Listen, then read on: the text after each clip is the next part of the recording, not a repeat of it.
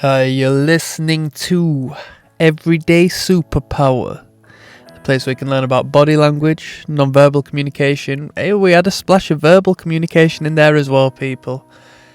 The be-all and end-all is you're going to learn some game about life, about humans, about communication, and it's gonna enhance how you approach your relationships tenfold. So today we're talking about pupil constriction. We like to talk about the eyes. The eyes are fascinating and really brilliant as far as showcasing a person's true and inner feeling at that moment in time. They work in real time. So we're talking about beady eyes, okay? Constricted pupils, right? Snake eyes, perhaps. Narrow pupils.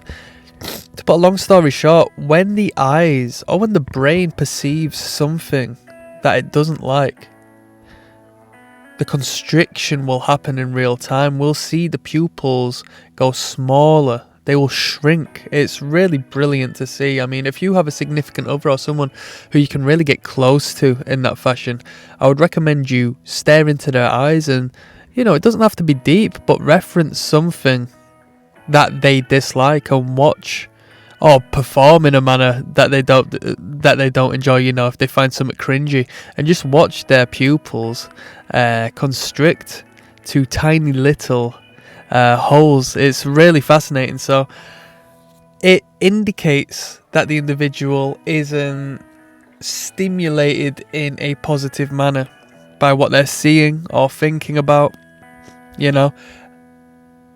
They do react very vividly to the environment one is in. So, and this is going to have a knock on to what I'm going to say. So, in a brightly lit area, in order to preserve the quality and the safety of the eye, the pupils will constrict in order to let less in, alright? Whereas when you're in a darkly lit environment, the pupils will expand naturally to allow more light in so you can see better, okay? So if you were to apply this to the non-verbal sense in your communications with another person, the pupil will expand and dilate in order to what you say, if they enjoy what you're saying, to allow more of that information in, or if you please them, visually speaking, the pupil will dilate to allow more in, such as the light, and the vice versa. So if you are off-putting and you don't look great, or you're turning them off through whichever means, or you're speaking of something which is distasteful, the brain's going to shut that out and say, whoa, get away, and allow less of that information in, okay? It's not aesthetically pleasing, right? We buy objects and find objects cute that have big, large, dilated eyes. Babies are beautiful. Animals that possess this quality are beautiful.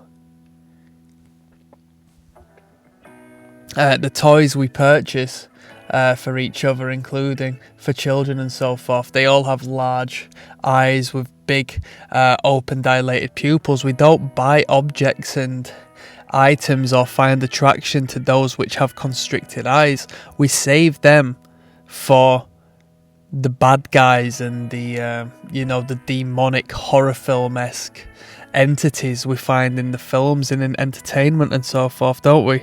So that's something to take into consideration. Obviously, we have to also consider the fact that drugs play a role in this. If somebody's intoxicated, there can be a constriction or dilation of the pupil in regards to that, right?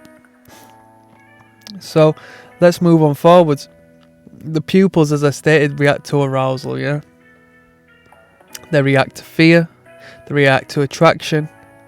This is one of the most serious non-verbal cues, purely as we can't think of things that make us happy, and our pupils will dilate in relation to that. But generally speaking, we can't just allow our brain to do this 24 hours a day, because otherwise we won't be able to focus first and foremost. So given we can't see our pupils and we don't consciously pay attention to our pupils on a regular basis, we quite simply just have no idea how they are reacting to the world we see around us. Alright? Given that they are the closest to the brain as well, stemming from A to B, direct connection to the brain, how much more honest do you want a non-verbal cue? Right? So a lot of these tests have been constructed earlier in the last millennia, such as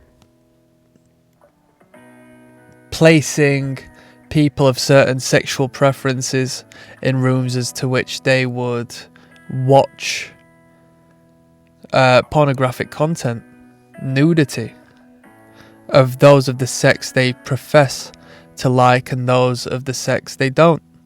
And what they would find is that the pupils would dilate in excited arousal given it was of the same sex they did enjoy, and they would constrict and try to shut out the image of the sexes to which they didn't. Okay. As far as any sort of clustering and non-verbal behavior that can manifest itself alongside this, if not in replacement of this, you can look at any form of eye blocking behavior, such as a covering of the eyes, whether that be overt or covert. Sometimes we cover the eyes in the most indirect of fashions, but that's purely something we learnt to do, as opposed to being a child doing it more overt. We feel as if people don't understand that we are covering our eyes when we rub the nose and we itch the eye and we raise the hand to sort of shield the eyes in a more oblique manner, but it still makes the great bold statement that they are blocking their eyes from what they see before them, if not the thoughts they're trying to block out within their head. Okay. Moving away from the object is one, so we've spoken about body blading and body alignment, literally moving away through whichever means. The feet might go from fully frontal towards you or the object as to which they initially desired, and then face elsewhere. So that's a little bit of food for thought for today. That was the constriction of the pupil, something to pay close attention to. Obviously, I'd recommend you assess as to whether they might be on some sort of pharmaceutical, if not a legal drug, because that will play a huge role in that.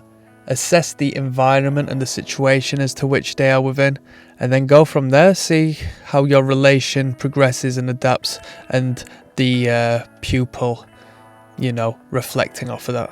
I'm signing out. Peace, people.